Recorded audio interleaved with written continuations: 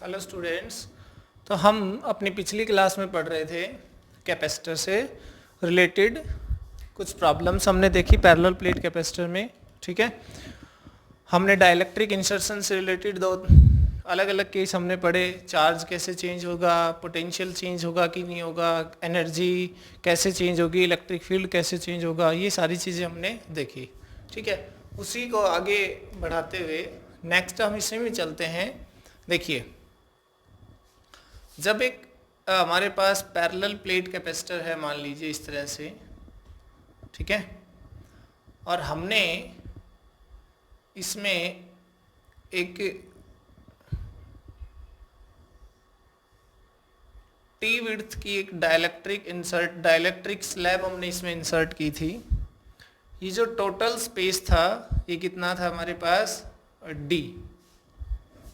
Okay, और applied field कितना था इसमें, ई नॉट, और यहाँ जो नेट फील्ड बचता था वो क्या था, ई, जो कितना होता है ई नॉट बाई के। ये प्लस सिग्मा और ये minus sigma.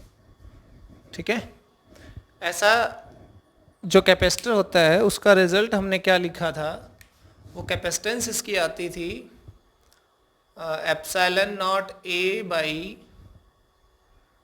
D minus T plus T by के।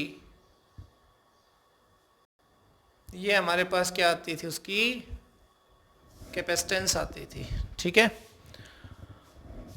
अब इसके अंदर एक हम दो ग्राफ पढ़ते हैं। देखिए, पहला जो ग्राफ है वो किससे रिलेटेड है, देखिए, graph between E and X। Okay, graph between E and X। X क्या है यहाँ पे, ये वाला स्पेसिंग। ठीक है, और E इलेक्ट्रिक फील्ड है, E यहाँ पे इलेक्ट्रिक फील्ड है। ओके, देखिए, तो हम इसका अगर ग्राफ प्लॉट करना चाहें तो हमारे पास मान लीजिए ये अपना ओरिजिन है, ये x इक्वल टू 0 लेते हैं, यहाँ से यहाँ तक हम इसको क्या ले लेते हैं x, और उसके बाद ये वाला क्या हो जाएगा, यहाँ तक ये हो जाएगा x प्लस टी, और ये कंप्लीट हमारे पास d है, यहाँ आते आते क्या हो जाएगा, ये d हो जाएगा। ठीक है, या फिर लिख सकते हैं कि ये यहाँ पे कितना हो जाएगा, d minus x plus T. देखिए x ये है, t है, सारा छोड़ दीजिए तो इधर वाला ये वाला हिस्सा बचेगा। देखो, सिर्फ ये वाला हिस्सा लें तो क्या हो जाएगा, d minus x plus T. ठीक है, अदरवाइज यहाँ से यहाँ तक d है। ठीक, ये वाला t, ये वाला x, ये वाला इतना, यहाँ से यहाँ तक x, यहाँ से यहाँ तक क्या हो जाएगा, x प्लस डी, और ये कंप्लीट d हो जाएगा। तो हम इसमें 3 सेगमेंट ही बनाते हैं। देखिए, एक है ये x, दूसरा x प्लस टी, और तीसरा d। यहाँ से मेजरमेंट, ठीक है, तो यहाँ से यहाँ तक क्या है, x है। फिर जहाँ डाइलेक्ट्रिक स्लैब है वो क्या है, x प्लस टी, x से x प्लस टी तक डाइलेक्ट्रिक स्लैब है, और x प्लस टी से d तक फिर से खाली है। ठीक है, इस वाले पे E होगा इलेक्ट्रिक फील्ड,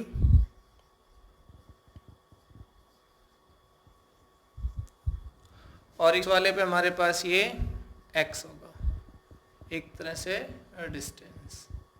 ओके, तो देखिए, जो खाली स्पेस हमारे पास है, वैक्यूम जो है, वहां पे जो फील्ड है वो है ई नॉट, और जो डाइलेक्ट्रिक जहाँ पे हमने पुट कर दिया है वहाँ पे जो स्पेस है टी विड्थ का, उसमें जो फील्ड है वो है ई नॉट बाई के।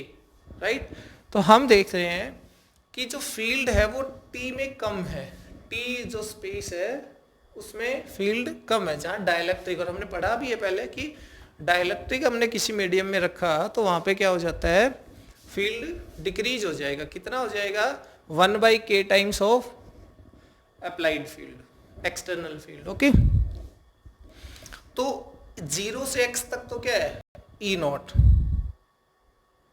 तो मैं इसको लिख देता हूं ई नॉट, ठीक है।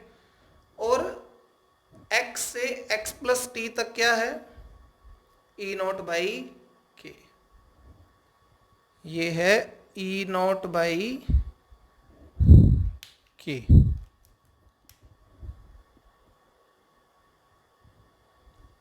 ई नॉट बाई के।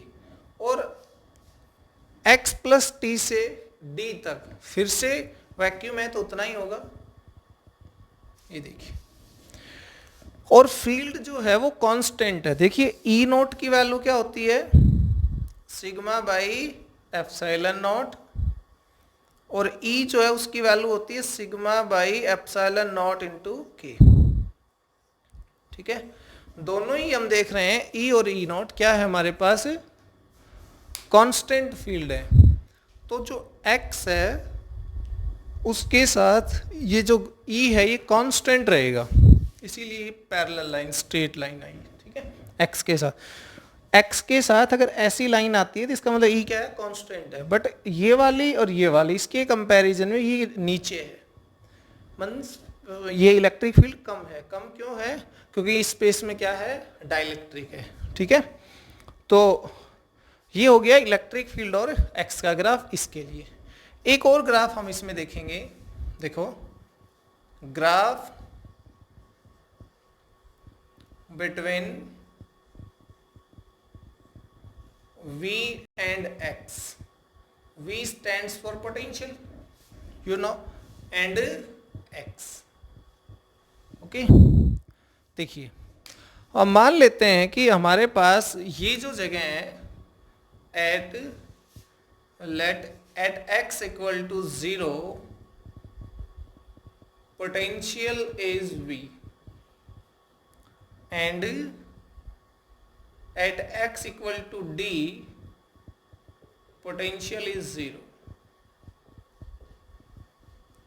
हमने मान लिया कि यहां जो पोटेंशियल है वो कितना है, v है, और यहां जो पोटेंशियल है वो कितना है, 0, ठीक है। v इक्वल टू 0 है। प्लस से माइनस, फील्ड है वो इस डायरेक्शन में, ठीक है। तो हमने अपनी प्रॉब्लम को और थोड़ा सा इजीली समझने के लिए यहाँ पे 0 कंसिडर कर लिया, और यहाँ पे v, जो पोटेंशियल डिफरेंस है वो कितना होता है, v होता है, यहाँ से यहाँ तक, ठीक है। बट इसमें क्या है कि यहाँ से यहाँ तक पोटेंशियल, और यहाँ से यहाँ तक पोटेंशियल, और यहाँ से यहाँ तक पोटेंशियल, मींस इसमें फील्ड अलग है तो पोटेंशियल भी अलग होगा, और यहाँ फील्ड अलग है दोनों जगह पे तो पोटेंशियल भी अलग होगा, ठीक है। तो हमारे पास जो इसका ग्राफ बनेगा कुछ इस तरह का होगा। वही 3 सेगमेंट इसमें बनाएंगे हम, ठीक है, x, x प्लस टी और d, ठीक है। अब हमें यहां से पता है कि v is equal to E into X होता है, या e इंटू डी कह दीजिए, ठीक है। और अगर मैं e को लिखना चाहूं तो हो जाएगा v बाई एक्स, मीन्स एक तरह से कह सकते हैं dv बाई डी एक्स। ये हम इलेक्ट्रोस्टैटिक से ही पढ़ते आ रहे हैं, ठीक है, कि इलेक्ट्रिक फील्ड की डायरेक्शन में पोटेंशियल क्या होता है, चेंज होता है, और वो डिक्रीज होता है। और ये मैग्नीट्यूड की बात करें तो ये dv बाई डी एक्स होगा, ठीक है। अब हमें पता चला कि जो पोटेंशियल का change with respect to x हमें e देगा। तो देखिए यहां से यहां तक, मतलब इस डायरेक्शन में जाएंगे तो पोटेंशियल क्या हो रहा है, डिक्रीज हो रहा है। तो मान लिया हमने कि x इक्वल टू 0 पे हमारे पास पोटेंशियल v है, ये लीजिए पोटेंशियल, इस एक्सिस पे पोटेंशियल है, ठीक है, और इस पे कौन है, x है। तो यहाँ पे हमने माना कि पोटेंशियल क्या है, 0, ठीक। उसके बाद जब हम x तक आएंगे तो हमारे पास ये यहाँ आ जाएगा ऐसा। ये जो स्लॉप है, मीन्स मैं इसको कह देता हूँ एंगल थीटा 1 बना रहा है। ये लाइन क्या कर रही है, थीटा 1 एंगल बना रही है। फिर जो x से लेके x प्लस टी तक फील्ड है वो क्या है, इसके कंपैरिजन में लेस फील्ड है, इसके और इसके कंपैरिजन में फील्ड क्या है, कम है। तो फिर और ऑब्वियस पोटेंशियल तो इस रीजन में भी क्या करेगा, डिक्रीज, लेकिन जो डिक्रीज करने का रेट है वो क्या हो जाएगा, कम हो जाएगा। ठीक है, तो यहां से ये आएगा कुछ इस तरह से, ये एंगल थीटा 2। ठीक, और जो x प्लस टी से d तक ग्राफ आएगा वो सेम वैसा ही आएगा। इसमें जो फील्ड है उतना ही है यहाँ पे जितना कि यहाँ था, तो ये एज इट इज इस तरह से आ जाएगा। मैं इसको 0 तक लेना चाहूँ तो चलिए ऐसे करते हैं।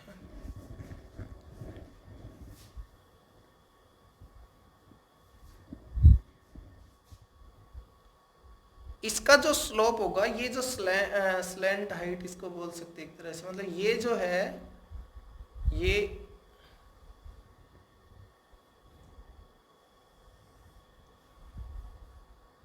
ये ग्राफ कुछ इस तरह का आएगा। ओके, ऐसा।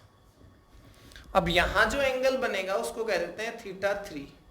ये x प्लस टी और ये d। ठीक है, मतलब हमें वहां तक क्या मानना है, 0, तो हमें 0 तक लेके जाना है उस ग्राफ की। तीनों इस तरह से डिक्रीज हो जाएंगे कि यहां तक आते आते क्या होना चाहिए, उसको 0।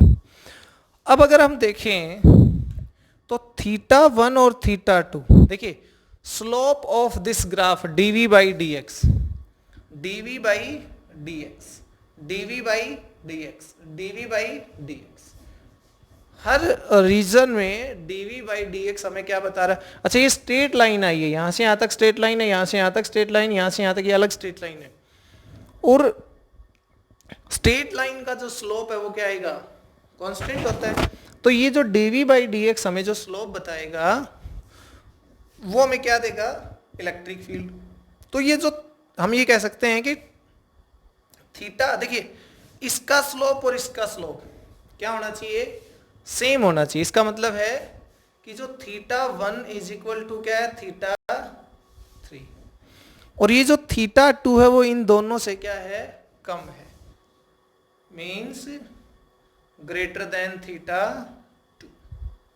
थीटा 1 और थीटा 3 थीटा 2 से क्या है, ज्यादा है। ओके, क्यों, क्योंकि वहां हमें पता चला कि जो स्लोप है इस ग्राफ का, वो स्लोप हमें क्या बताएगा, इलेक्ट्रिक फील्ड बताएगा।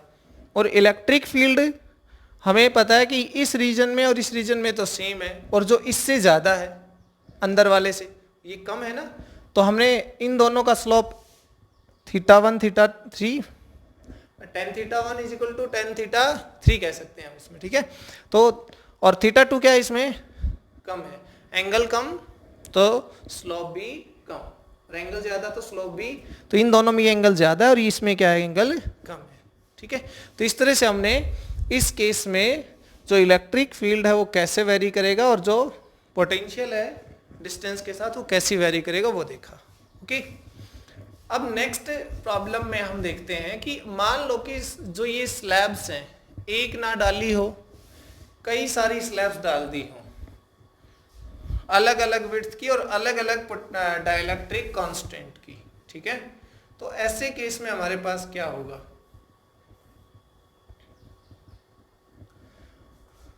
या मैं इसमें एक एग्जाम्पल और आपको इसी का जो हम पढ़ रहे थे इसी का एग्जाम्पल अगर मैं आपको दूं,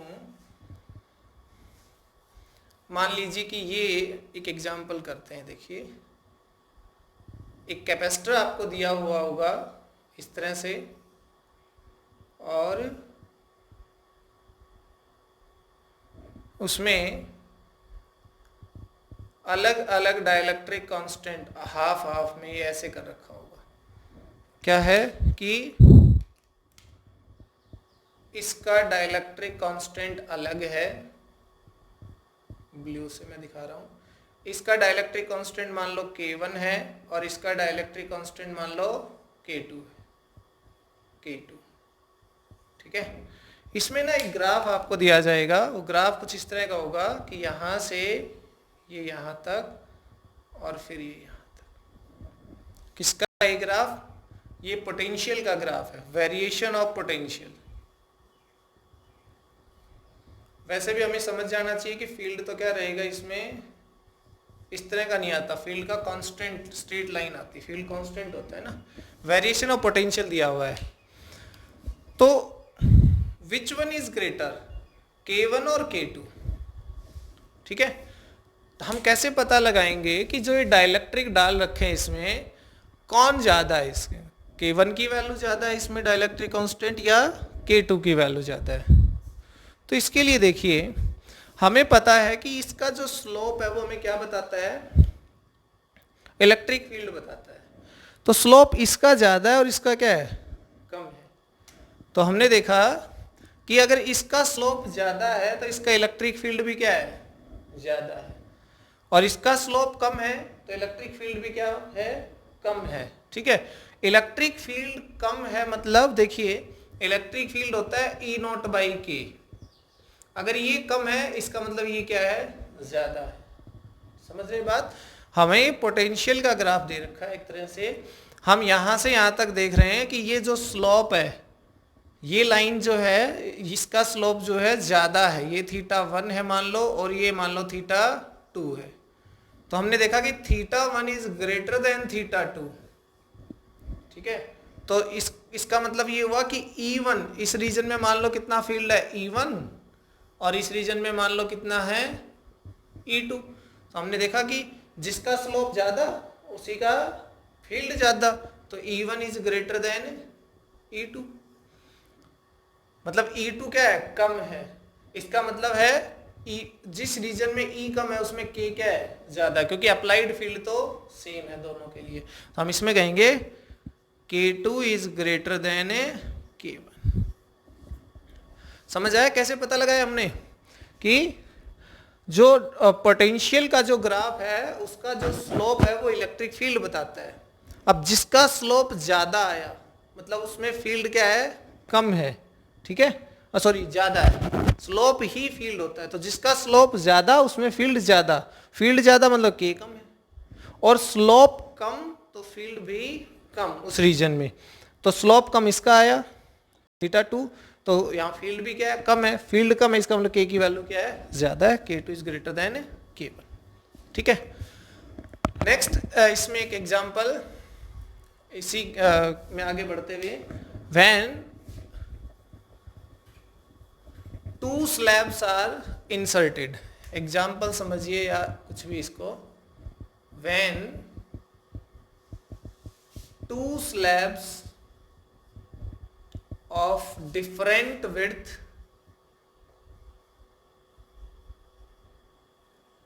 and different width having different dielectric constant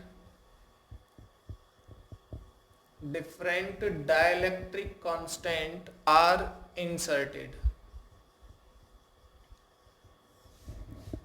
ठीक है, तब उसमें क्या होगा देखिए, मान लीजिए हमारे पास ये एक कैपेसिटर हुआ, ठीक है, plus minus, plus sigma minus sigma, ठीक है, और 2 स्लैब इंसर्ट करी इसमें।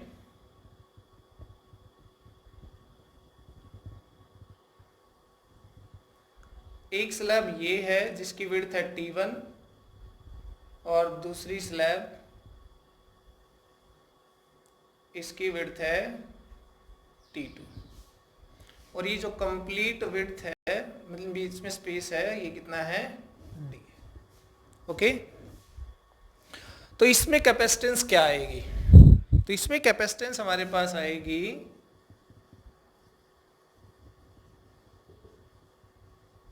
Capacitance is ε0 A by d minus T1 plus T2,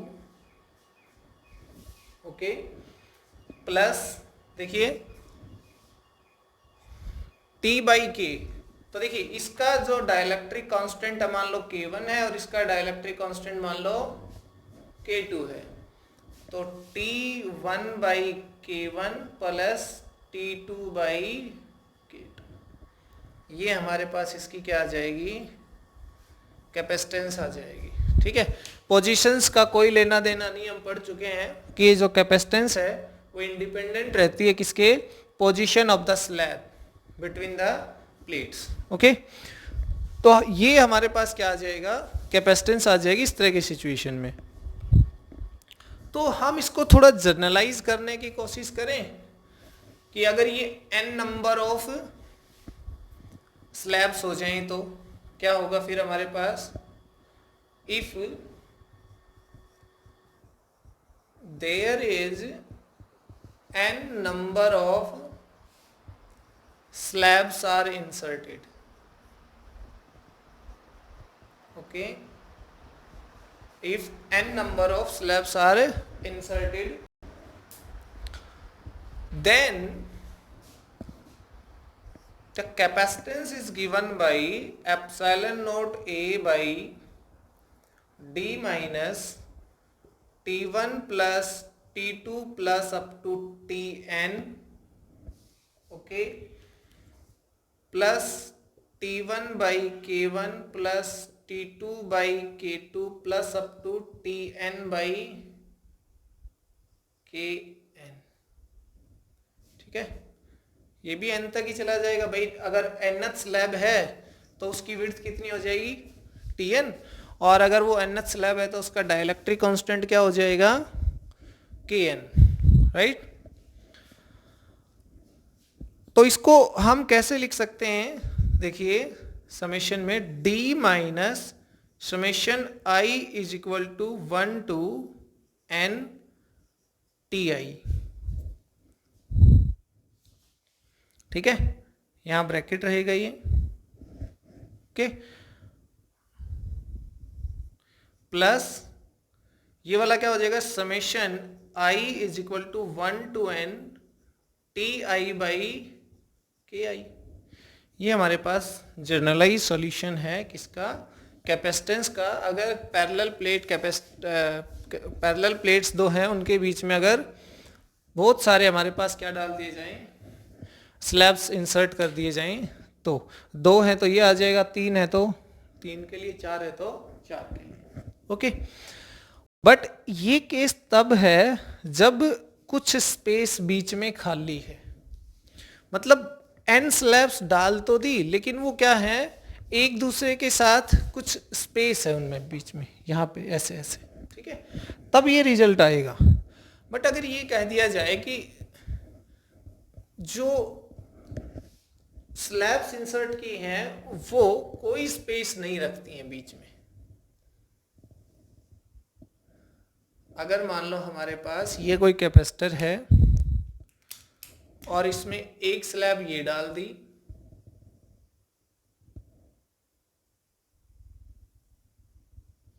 ठीक है, T1 K1,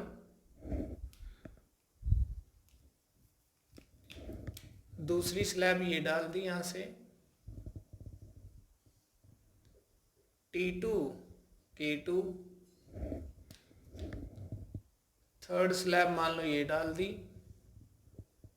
T3 K3, और फोर्थ स्लैब हमारे पास यहाँ हो गई T4 K4। ये कोई कैपेसिटर है इस तरह से, मीन्स जो गैप है ना प्लेट्स के बीच का वो पूरी तरह से फिल कर दिया गया है, किन से, अलग अलग स्लैब से। स्लैब एक ही नहीं है, अगर ये एक ही स्लैब होती पूरी जिसका विड्थ T होता D के बराबर और डाइलेक्ट्रिक कांस्टेंट K होता, तो वो रिजल्ट हम पहले पढ़ चुके हैं, epsilon not A by D into K, ठीक है। लेकिन ये अलग केस है कि हमारे पास ये फुल्ली डाइलेक्ट्रिक इंसर्ट तो है इसमें, लेकिन जो डाइलेक्ट्रिक्स हैं वो अलग अलग नेचर के हैं, इसमें अलग अलग विड्थ के साथ। तो ऐसे केस में क्या होगा, देखिए ये जो T1 प्लस T2 है plus up to Tn means हम इसमें 4 लिए हैं ना, तो 4 का ही केस ले लेते हैं। यहां देखिए इसको,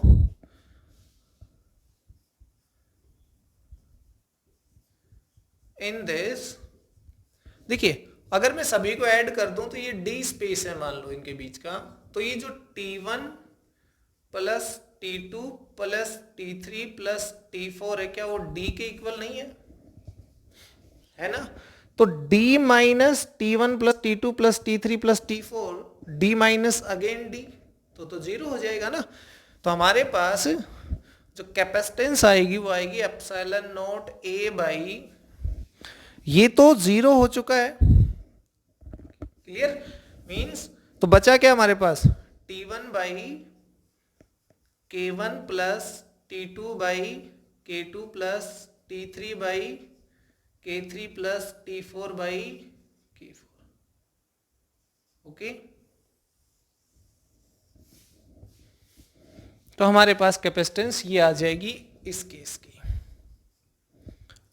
और अगर बीच में कुछ गैप दिया हुआ है तो हमारे पास फॉर्मूला ये है, अगर ये 4 ही होती और बीच में स्पेसिंग होती कुछ, तो वो हमारे पास D minus T1 plus T2 plus T3 plus T4 यहाँ आता, बाकी ये जो यहाँ लिखा हुआ ये वाला, ओके।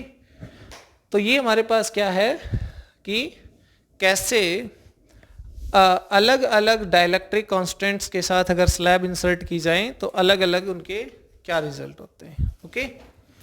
आगे हम इसमें कुछ और इंसर्शंस देखते हैं डाइलेक्ट्रिक स्लैब से रिलेटेड ही, अलग अलग तरह से किस तरह इसमें डाइलेक्ट्रिक इंसर्ट किया जा सकता है, ठीक है। आई थिंक समझ आ गया होगा आपको ये वाला कि हमने कैसे, वो जो 2 ग्राफ हमने पढ़े उनको अच्छे से देखना कि वहां कैसे इलेक्ट्रिक फील्ड और कैसे पोटेंशियल। इलेक्ट्रिक फील्ड तो क्या रहेगा, कांस्टेंट रहेगा, बट जहां डाइलेक्ट्रिक होता है वहां कम हो जाएगा फील्ड, वैक्यूम में वहां ज्यादा हो जाएगा कंपैरेटिवली, ओके। अब नेक्स्ट एग्जांपल देखते हैं। मान लो हमारे पास डाइलेक्ट्रिक इस तरह से इंसर्ट किया है,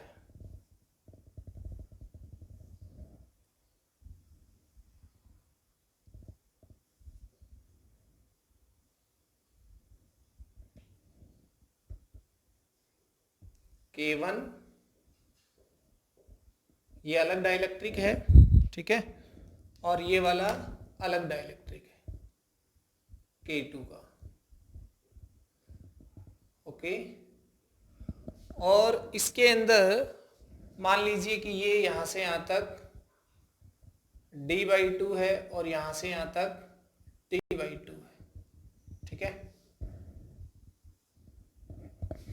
तो हमसे पूछा जाए कि इसकी कैपेसिटेंस क्या होगी, तो हमारे पास ना पिछला जो फॉर्मूला हमने किया था, अभी जो हम कर रहे थे वो लगा सकते हैं हम, ठीक। और चाहे तो हम इसको दूसरे तरीके से भी देख सकते हैं, ठीक है। एक बार हम पिछले वाले केस में ही चलते हैं घूम के। क्या था भाई इसकी कैपेसिटेंस, इसकी कैपेसिटेंस थी एप्सिलॉन नॉट, अच्छा इसका एरिया A है, वो कॉमन है, उसका एरिया हमेशा A लेंगे, ठीक है। जो प्लेट्स का एरिया होता है ना, ये वाला, ये एरिया वही डाइलेक्ट्रिक स्लैब का एरिया कंसीडर होगा, ठीक है। तो एरिया A है प्लेट्स का, तो एप्सिलॉन नॉट A बाई,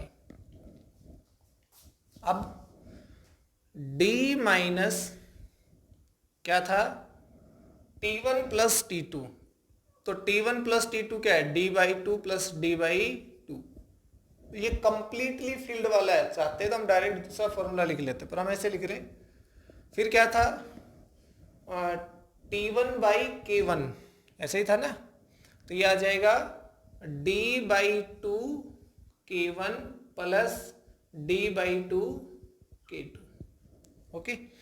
देखिए D/2 प्लस D/2 क्या होगा, D और D माइनस D क्या होगा 0, तो ये आ गया एप्सिलॉन नॉट A बाई,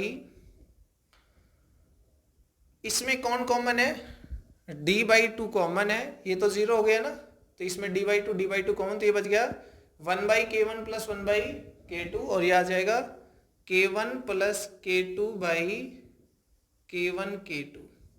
तो ये ओवरऑल रिजल्ट आया, देखिए 2K1 K2 ऊपर चला जाएगा, 2K1 K2 epsilon not A by D into K1 plus K2। ठीक है, ये हमारे पास रिजल्ट आ गया कैपेसिटेंस का। अब क्या है कि कैपेसिटेंस हम ऐसे निकाल तो लेंगे, बट इतना ज़्यादा हम करें उससे आसान हम इसमें एक दूसरा मेथड यूज़ करते हैं, या फिर हम एक और जैसे प्रॉब्लम थोड़ी और कॉम्प्लिकेटेड होती चली जाएंगी तो ये वाला आसान नहीं होगा यूज़ करना। ठीक है, तो हम इसमें देखते हैं क्या होगा। अब ये बताइए कि यहाँ से यहाँ तक आए, देखिए हम पोटेंशियल यहाँ मान लो V मान लेते हैं और यहाँ क्या मान लेते हैं 0। यहाँ से यहाँ पोटेंशियल का कुछ ना कुछ तो ड्रॉप हो गया मीन्स, और यहाँ से यहाँ तक कुछ ड्रॉप हो गया। जब अलग अलग पोटेंशियल, देखिए यहाँ से यहाँ तक अलग पोटेंशियल, यहाँ से यहाँ तक अलग पोटेंशियल है इसमें। ओके, तो जब अलग अलग पोटेंशियल की बात कर रहे होते हैं कि एक कैपेसिटर अलग पोटेंशियल पे जुड़ा हुआ है, एक कैपेसिटर अलग पोटेंशियल ड्रॉप हो रहा है, तो वो किस में कंसिडर है? सीरीज में हम मानते हैं। मैं इसको दो कैपेसिटर कंसिडर करता हूं जो कि किस में जुड़े हुए हैं, कंसिडर, ये दूसरा मेथड है, इसको लिख लीजिए अल्टरनेट मेथड। ओके, तो consider this as two different capacitors connected in series, connected in a series. Consider this as two different capacitors. किस तरह से, मान लीजिए एक कैपेसिटर ये है और दूसरा कैपेसिटर ये है। ठीक है, इसकी कैपेसिटेंस C1 है और इसकी कैपेसिटेंस C2 है। ओके,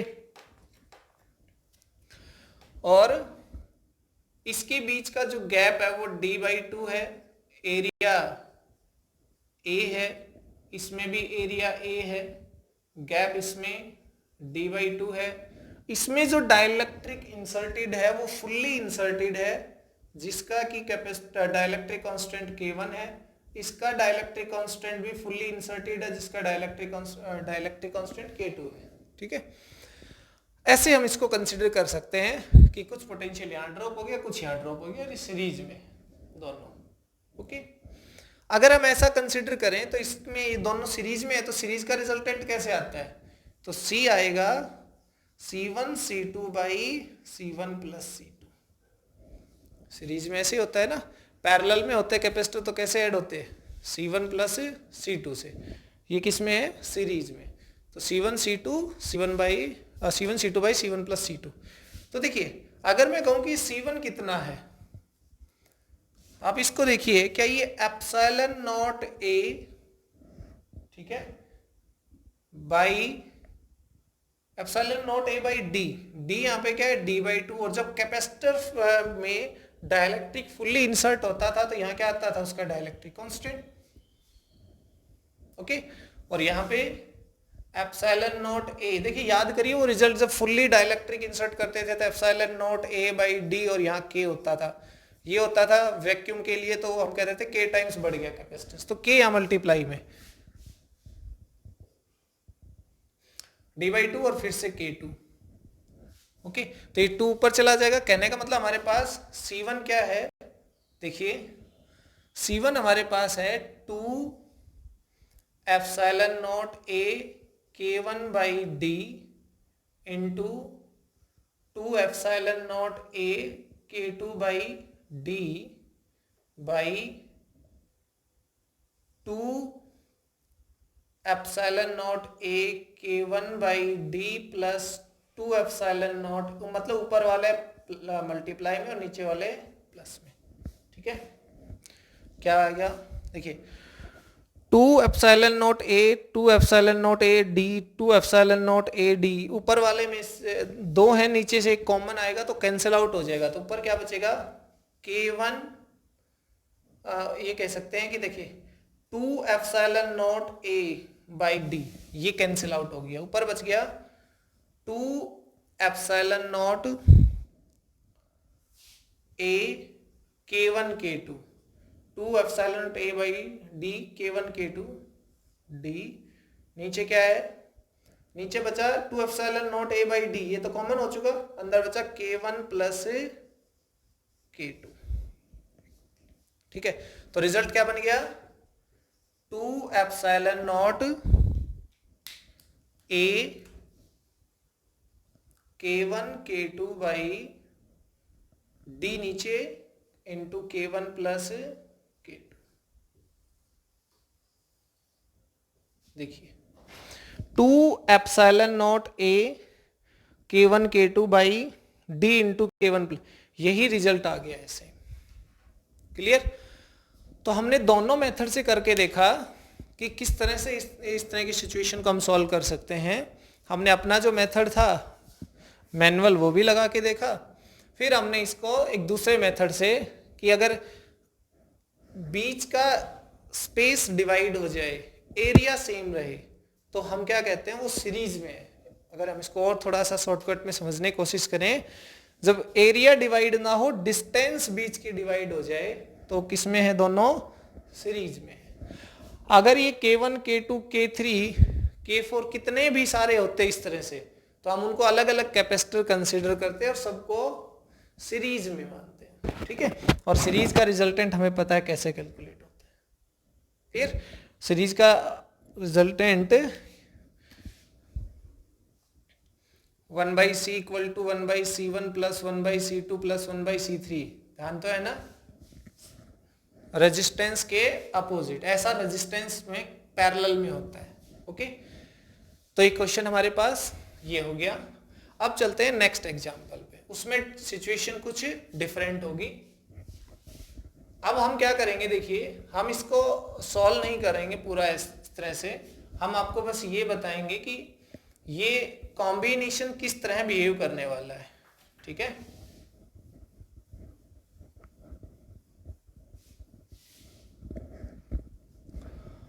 अगर मान लो ये ऐसा होता,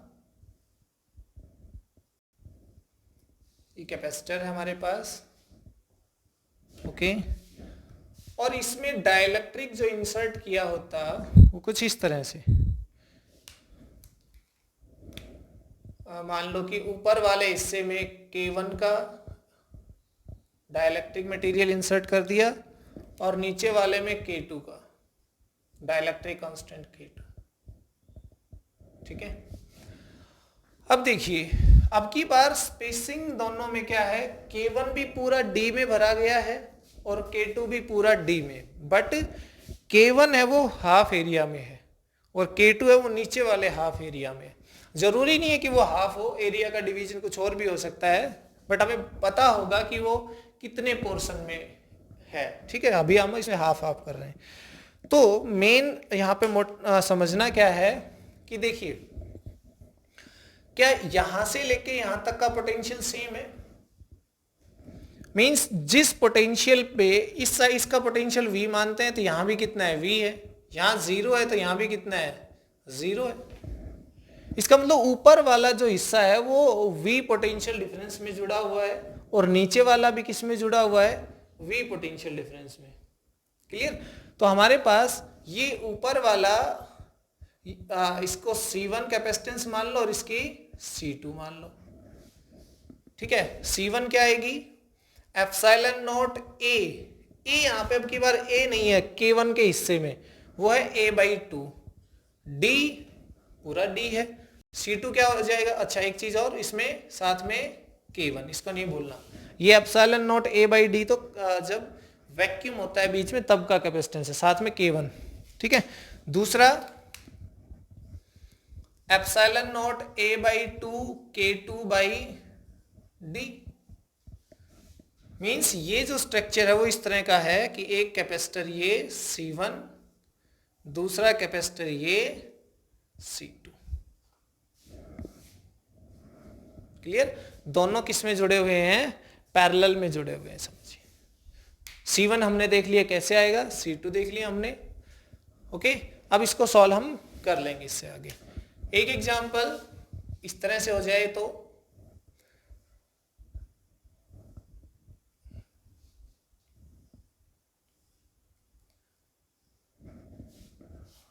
अब की बार हम इसमें जो ऊपर वाला हिस्सा है इसका, उसको भी दो पार्ट में कर देते हैं। ये K1, ये K2 और ये कंप्लीट K3। ठीक है, ऐसे। और D/2 D/2 एरिया A/2 नीचे A/2। अब क्या हुआ कि जो ऊपर वाले K1 K2 हैं वो दोनों सीरीज में है। पहले एग्जाम्पल जैसे आ गए, K1 और K2 दोनों किसमें, सीरीज में।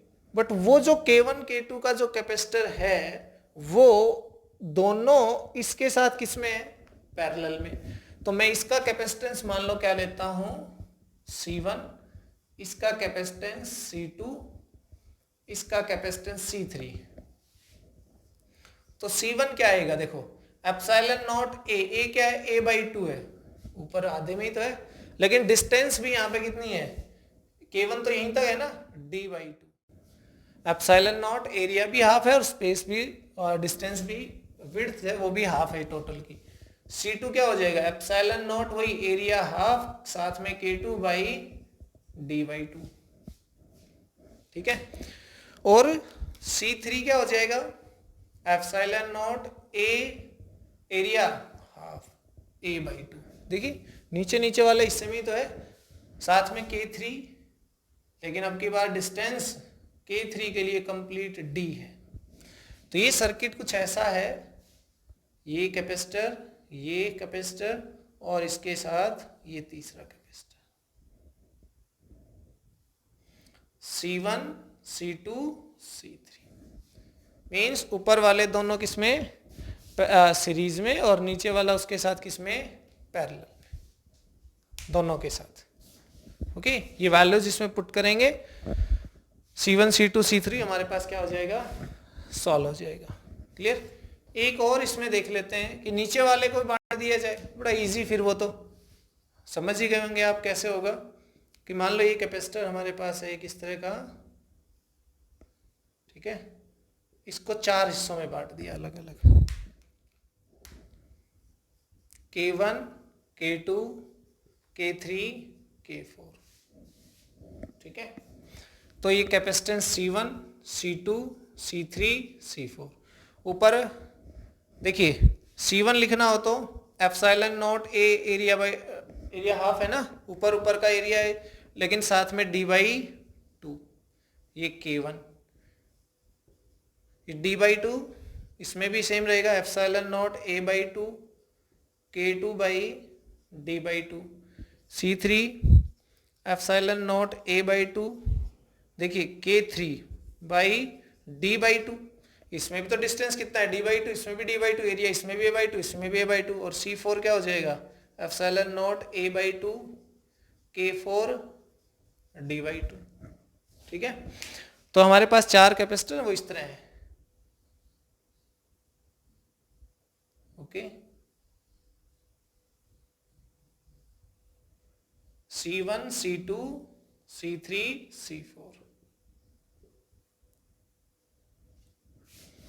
ऊपर वाले दोनों सीरीज में, नीचे वाले दोनों सीरीज में, और ये सारा कॉम्बिनेशन किस में हो जाएगा, पैरेलल में हो जाएगा।